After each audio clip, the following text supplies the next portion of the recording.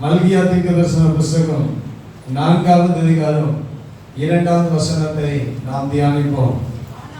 ஆனாலும் என் நாமத்துக்கு பயந்திருக்கிற உங்கள் மேல் நீதியின் சூரியன் உதிக்கும். உங்கள் மேல் நீதியின் சூரியன் உதிக்கும். ஆனாலும் கர்த்தர் உங்கள் மேல உதிப்பார். உங்கள் மேல நீதியின் சூரியன் உதிக்கும். அதன் செட்டைகளின் கீழ் ஆரோக்கியம் இருக்கும். நீங்கள் வெளியே புறப்பட்டு போய் கொடுத்த கன்றுகளைப் போல வளருவீர்கள்.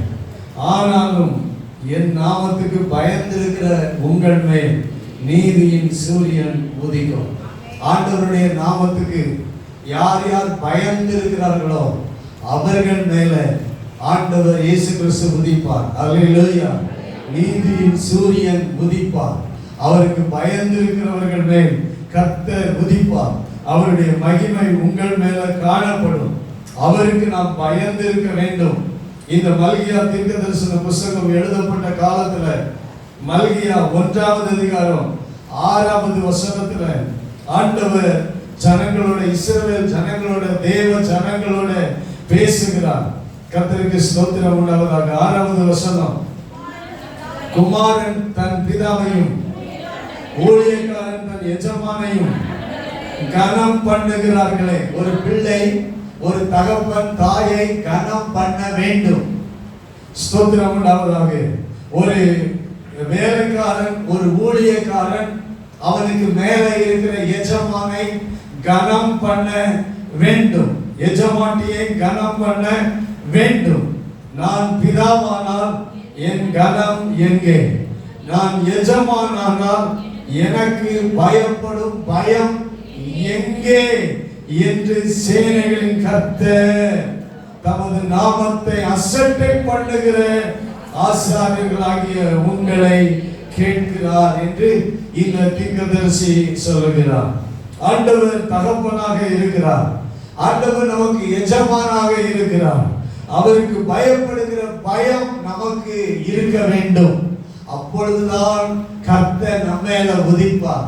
கர்த்தருக்கு பயப்படுகிற பயம், ஸ்தோத்திரம், ஆண்டவருக்கு பயப்படுகிற பயம், அவருடைய நாமத்துக்கு பயப்படுகிற பயம் எங்கே? இன்னைக்கு ஆண்டவர் கேட்கிற கேள்வி, சபைக்கு எங்கே பயப்படுகிற பயம் இருக்குதா என்று, அது எங்கே போய்விட்டது என்று கேட்கிறார். அவரை அசட்டை பண்ணுகிறோம். அவருடைய நாமத்தை நாம் அசட்டை பண்ணுகிறவர்களாக இருக்கிறோம். கர்த்தருக்கு ஸ்தோத்திரம். அதே அதிகாரம் 11வது வசனத்தில் வாசிக்கிறோம்.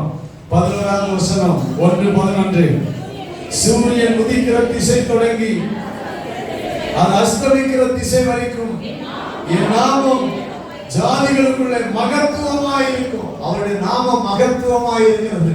சூரியன் உதிக்கிற திசை தொடங்கி அது அஸ்தமிக்கிற திசை வரைக்கும் அவருடைய நாமம் மகத்துவமாக இருக்கிறது. எல்லா ஜாதிகளுக்குள்ள, எல்லா இடங்களிலேயும் கைகளை உயர்த்தி அவன் சொல்லுவோம், ஜாதிகளுக்குள்ளே மகத்துவமாய் இருக்கும் என் நாமம். எல்லா இடங்களிலும் என் நாமத்துக்கு தூபமும் சுத்தமான காணிக்கையும் செலுத்தப்படும். என் நாமம் ஜாதிகளுக்குள்ளே மகத்துவமாய் இருக்கும் என்று சேனைகளில் கர்த்தர் சொல்லுகிறார். அவருடைய நாமம் முக்கியமானது. அவருடைய நாமத்துக்கு பயந்திருப்பது முக்கியமானது. அவருடைய நாமம் ஒரு மகத்துவமான நாமம். அவருடைய நாமம் எல்லா இடத்திலும் பரம்பி இருக்கிற மகத்துவம் உள்ள நாமம்.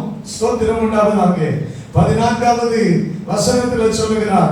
14வது வசனத்தின் கடைசி பகுதி, என் நாமம் ஜாதிகளுக்குள்ளே பயங்கரமாய் இருக்கும். நான் மகத்துவமான ராஜா என்று சேனைகளின் கர்த்தர் சொல்லுகிறார். என் நாமம் ஜாதிகளுக்குள்ளே பயங்கரமாய் இருக்கும். கர்த்தருக்கு ஸ்தோத்திரம். ஜாதிகளுக்குள்ள மகத்துவமாய் இருக்கும். அந்த அவருடைய பெயருக்கு ஒரு மகத்துவம் இருக்கிறது. அவருடைய பெயருக்கே ஒரு பயம் இருக்கிறது. கைகளை உயர்த்தி ஆமென் சொல்லுவோமாக. கர்த்தர் என்கிற ஒரு நாமத்தை சொல்லும் போது அஞ்சி நடுங்க வேண்டியது அவசியம். நம்முடைய ஆண்டவர் இயேசு கிறிஸ்துவினுடைய பெயர், அவருக்கு அந்த பெயருக்கு ஒரு மகிமை இருக்கிறது, வல்லமை இருக்கிறது. அந்த பெயருக்கு பயம் இருக்க வேண்டும். அவர் பயங்கரமானவர். கைகளை உயர்த்தி ஆமென் சொல்லுவோமாக. அவர் மகத்துவமான ராஜா. ஒரு ராஜாவுக்கு நாம் பயப்படாம இருக்க முடியாது. சோதரர் நம்ம மேல இருக்கிற தலைவருக்கு நாம் பயம் இல்லாமல் இருக்க முடியாது. அவர் மகத்துவமான ராஜா. அதே மல்கியா 2வது அதிகாரம் 5வது வசனம். மல்கியா 2:5. அவரோட பண்ணின என் உடன்படிக்கை ஜீவனும் சமாதானமாக இருந்தது. அவன் எனக்கு பயப்படும் பயத்தோட இருக்க வேண்டும் என்று இவைகளை அவனுக்கு கட்டளையிட்டேன். அப்படியே அவன் என் நாமத்துக்கு பயந்தும் இருந்தான். அவனுடைய நாமத்துக்கு பயந்து இருக்கணுங்கிறதுக்காகத்தான் ஆண்டவர் சில உடன்படிக்கையை நம்மோடு பண்ணி இருக்கிறார். கட்டளைகளை ஆண்டவர் நமக்கு கொடுத்திருக்கிறார். ஸ்தோத்திரம் உண்டாவதாக. அது ஜீவனும் சமாதானமாக இருக்கிறது. அது கர்த்தருக்கு பயப்படுகிற பயத்தோட இருக்க வேண்டும் என்கிறதை அது நமக்கு காண்பிக்கிறது. நம்ம எல்லாரும் கர்த்தருடைய நாமத்துக்கு பயப்பட வேண்டும். அப்படியே என் நாமத்துக்கு பயந்தும் இருந்தான் என்று ஆண்டவர் சாட்சி சொல்கிறார். மல்கியா 3வது அதிகாரம் 16வது வசனம். மல்கியா 3:16. அப்பொழுது கர்த்தருக்கு பயந்தவர்கள் ஒருவரோடு ஒருவர் பேசிக் கொள்வார்கள். கர்த்தருக்கு பயப்படுகிற அந்த பயம் இருந்ததுன்னா ஒருவரோடு ஒருவர் பேசிக் கொள்வார்கள். கர்த்தர் கவனித்து கேட்பார். கர்த்தருக்கு பயந்தவர்களுக்காகவும் அவருடைய நாமத்தைக்கு பயந்து அவருடைய நாமத்தை தியானிக்கிறவர்களுக்காகவும் ஞாபக புஸ்தகம் ஒன்று அவருக்கு முன்பாக எழுதப்பட்டு இருக்கிறது. அல்லேலூயா. ஆண்டவருடைய நாமத்துக்கு பயந்திருக்கிறவர்களுக்கு ஆண்டவர் ஒரு புஸ்தகத்தை, ஞாபக புஸ்தகத்தை வச்சிருக்கிறாரு. இன்னார் இன்னார் எனக்கு எப்போதும் பயந்து வாழ்கிறார்கள் என்று அவர்கள் பெயர்களை ஞாபக புஸ்தகத்தில் எழுதி வைக்கிறார். அல்லேலூயா. அவருடைய நாமத்துக்கு பயந்து மாத்திரமல்ல, அவருடைய நாமத்தை தியானிக்கிறவர்களை அவருடைய ஞாபக புஸ்தகத்தில் எழுதி வைக்கிறார். கர்த்தருக்கு பயந்தவர்கள் பேசிக் கொள்வதை ஆண்டவர் கவனித்து கேட்கிறார். கைகளை உயர்த்தி ஆமென் சொல்லுவோமாக. அல்லேலூயா. நாம் ஒவ்வொருவரும் பேசிக் கொள்கிறதை, தேவனுடைய பிள்ளைகள் ஒருவருக்கொருவர் பேசிக் கொள்கிறதை கர்த்தர் எப்படி கேட்கிறாரு? கவனித்து கேட்கிறார். என்ன பேசுறீங்க, எப்படி பேசுறீங்க, நீங்க உங்க பேசுற பேச்சுல கர்த்தருக்கு பயப்படுகிற பயம் இருக்குதா அப்படின்னு ஆண்டவர் என்ன பண்றாரு? கவனித்து கேட்கிறாராம். நாம் கர்த்தருக்கு பயப்படுகிறவர்களாக நாம் பேச வேண்டும். கைகளை உயர்த்தி ஆமென் சொல்லுவோம். அல்லேலூயா. நம்முடைய பேச்சுகள் கர்த்தருக்கு பயப்படுகிற அந்த பேச்சாக இருக்க வேண்டும். ஸ்தோத்திரம். ஆண்டவர் கவனித்து கேட்கிறார். ஸ்தோத்திரம் உண்டாவதாக. அவர் ஞாபக புஸ்தகத்தில் அவர் எழுதி இருக்கிறார். தேவனுடைய பிள்ளைகளை இதெல்லாம் சொல்லிட்டு தான் 4வது அதிகாரத்துல இறுதியில வரும்போது, ஆனாலும் என் நாமத்துக்கு பயந்திருக்கிற உங்கள் மேல நீதியின் சூரியன் உதிக்கும். இந்த ஆண்டவருடைய நாமத்துக்கு யார் யார் பயந்து வாழ்கிறார்களோ, பயந்து பேசுகிறார்களோ, அவருடைய நாமத்தை தியானித்து பயந்து தியானிக்கிறார்களோ, அவருடைய நாமத்துக்குரிய கனத்தை யார் யார் அவருக்கு கொடுக்கிறார்களோ, அவருடைய நாமத்துக்கு உரிய அந்த பயம் யார் யாருக்கு இருக்கிறதோ அவர்கள் மேல சூரியன், நீதியின் சூரியன் உதிக்கும். அல்லேலூயா. நீதியின் சூரியன் உதிக்கும். உங்கள் மேல நீதியின் சூரியன் உதிக்கும். சூரியன் ஆண்டவருக்கு, நாம இந்த சூரியனை இன்னைக்கு பகல்ல பார்க்கிறோம், சூரிய வெளிச்சத்தை பார்க்கிறோம். நம்ம எவ்வளவுதான் பல்பு போட்டாலும் வெளியில இருக்கிற வெளிச்சத்துக்கு ஈடு இல்லை. வெளியில எப்படி இருக்கு? வெளிச்சமா இருக்கு, அப்படித்தானே? அவ்வளவு வெளிச்சம் எங்க இருக்கு? வெளியில இருக்கு. இந்த வெளிச்சத்துக்கு காரணம் சூரியன். கர்த்தருக்கு ஸ்தோத்திரம். ஆண்டவருடைய படைப்பு.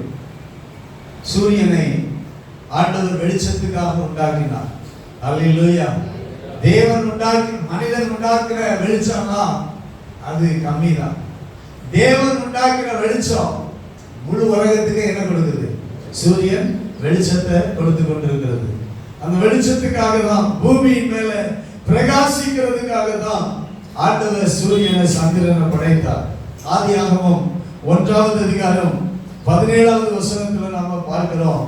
ஆதியாகமம் 1:17 பூமியின் மேல பிரகாசிக்க, பூமியின் மேல பிரகாசிக்க தான் சூரியன். பூமியின் மேல அது பிரகாசிக்கிறது, அதனால அது வெளிச்சத்தை கொண்டு வருகிறது. ஸ்தோத்திரம் உண்டாவதாக. அடுத்து இந்த சூரியன் எதற்காக உண்டாக்கப்பட்டது? ஆதியாகமம் 1ஆம் அதிகாரம் 14ஆவது வசனத்துல வித்தியாசம் உண்டாக்க, பகலுக்கும் இரவுக்கும் வித்தியாசம் உண்டாக்கதான் சூரியன் சந்திரன் எல்லாரும். இந்த வெளிச்சம் எதுக்காகன்னா இரவுக்கும் பகலுக்கும் வித்தியாசம் உண்டாக்க, பிரகாசிக்க, அடுத்து வித்தியாசம் உண்டாக்க. மூன்றாவதாக அடுத்து அந்த வித்தியாசம் உண்டாக்க சொல்றது 18ஆவது வசனத்திலே பார்க்கிறோம். 1:18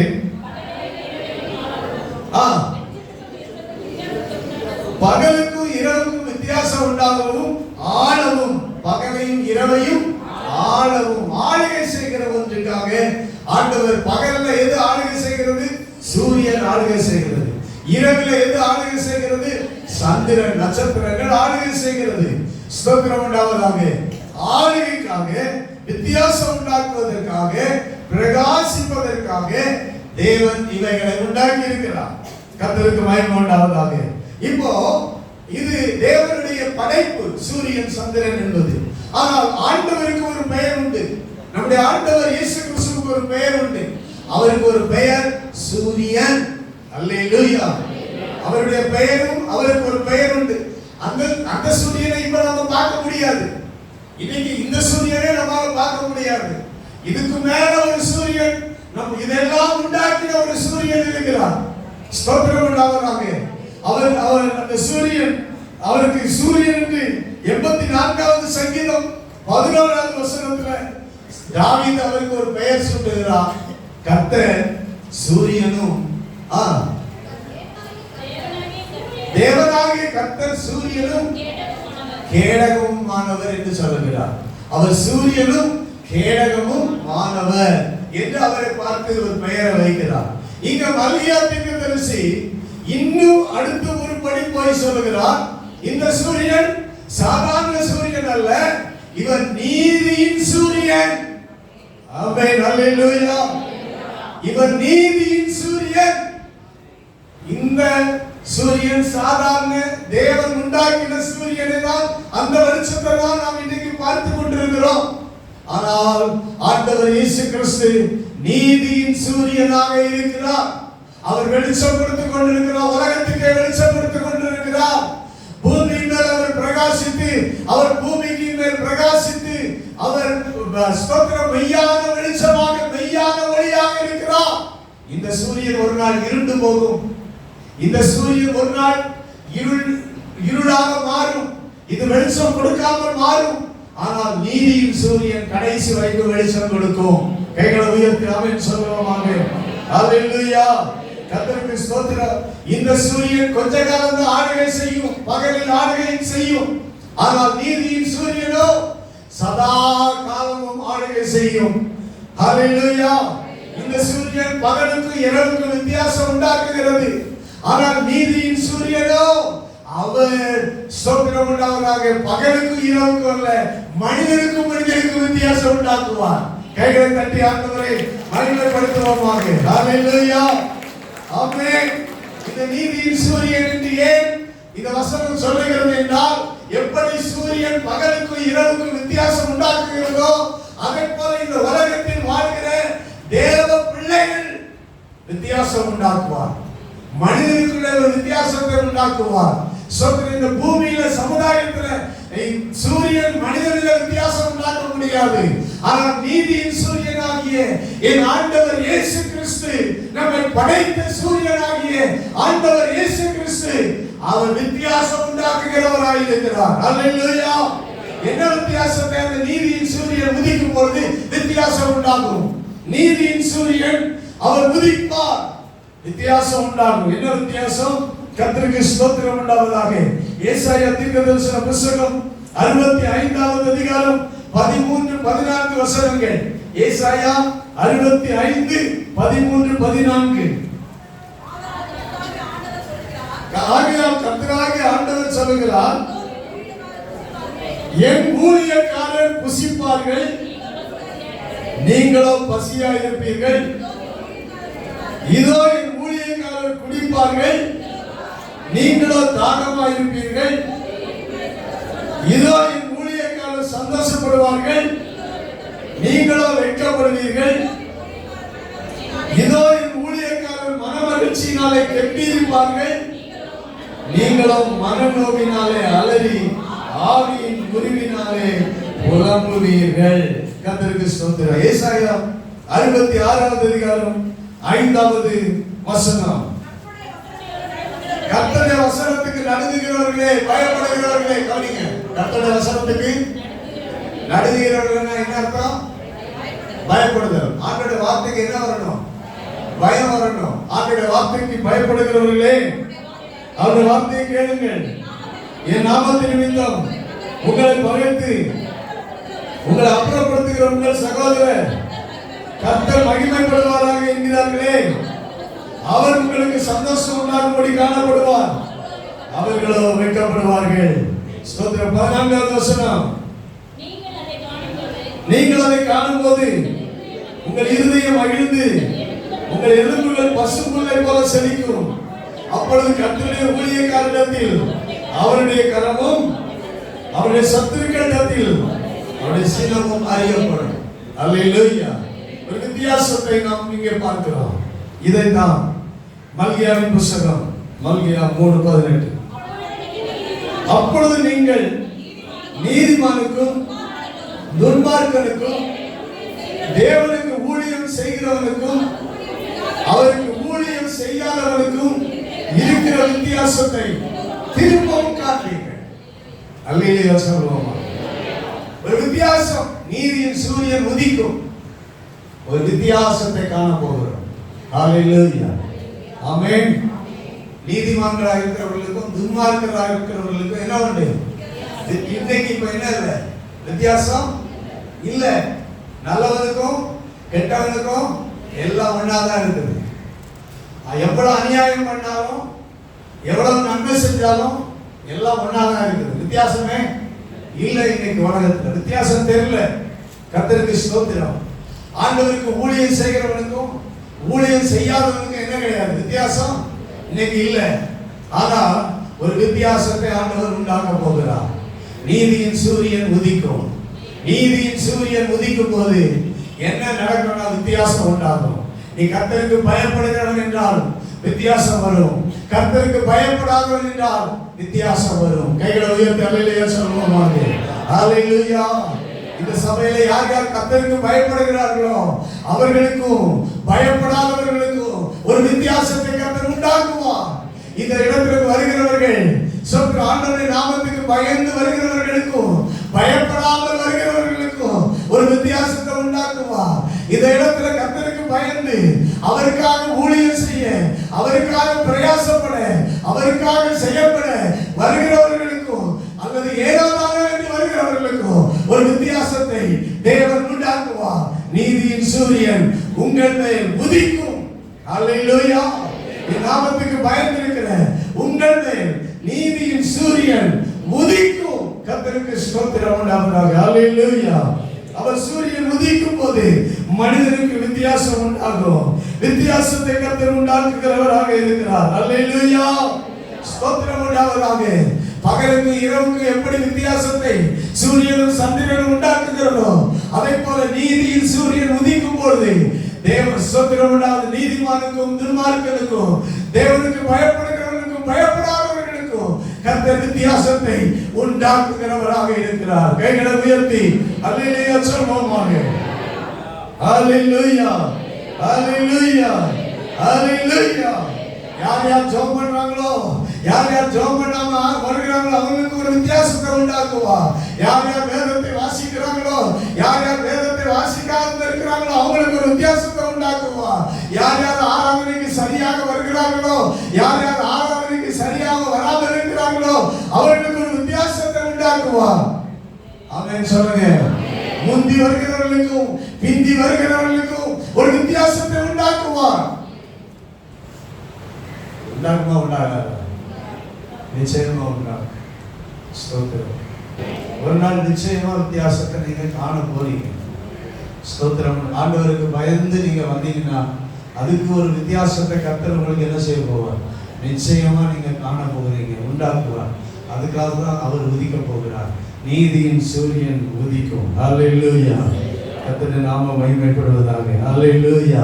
அவர் அந்த நீதியின் சூரியன் உதிக்கும் போது என்ன இருக்கும்னா ஆரோக்கியம் இருக்கும். ஹல்லேலூயா. நீதியின் சூரியன் உதிக்கும், அவருடைய செட்டைகளின் கீழே ஆரோக்கியம் இருக்கும். அவருடைய செட்டையின் கீழே ஆரோக்கியம் இருக்கும். ஆமென். ஹல்லேலூயா. ஸ்தோத்திரம். ரூத் ஆண்டவருடைய செட்டையின் கீழே வந்தாள். அவருடைய வாழ்க்கை ஆசீர்வாதமாக மாறினது. ரூத் 2வது அதிகாரம் 12வது வசனத்துல அவருடைய செட்டையின் கீழ் வந்தவனுக்கு நிறைவான பலன் கிடைப்பதாக. அவளுக்கு ஒரு ஆரோக்கியம் கிடைத்தது. ஹல்லேலூயா.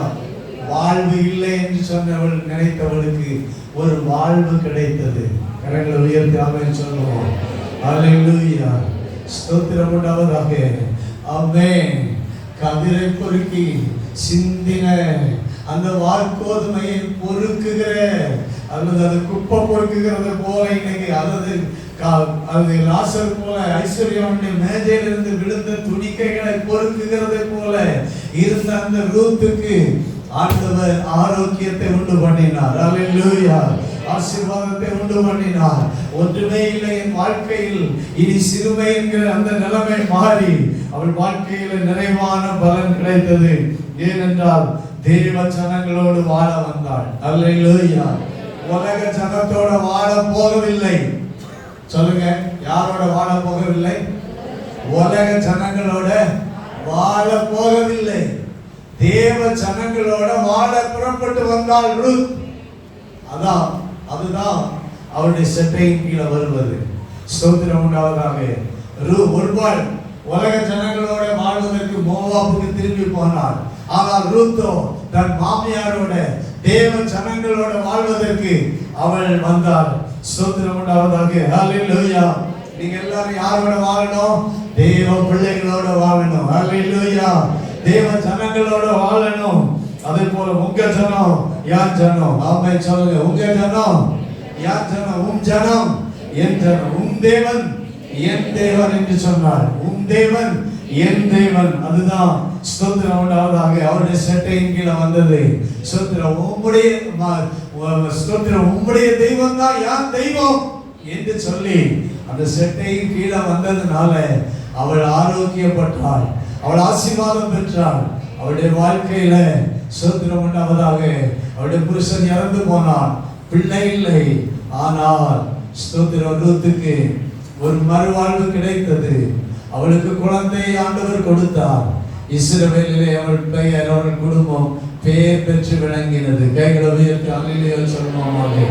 அல்லேலூயா. கர்த்தருக்கு ஸ்தோத்திரம் உண்டாவதாக. ஆமென். ஆரோக்கியம் வந்தது, ஆசீர்வாதம் வந்தது. கர்த்தருக்கு ஸ்தோத்திரம். அல்லேலூயா. நன்றி. அடுத்து வெளியே நீங்கள் புறப்பட்டு போய் கொழுத்த கன்றுகளை போல வளருவீர்கள்.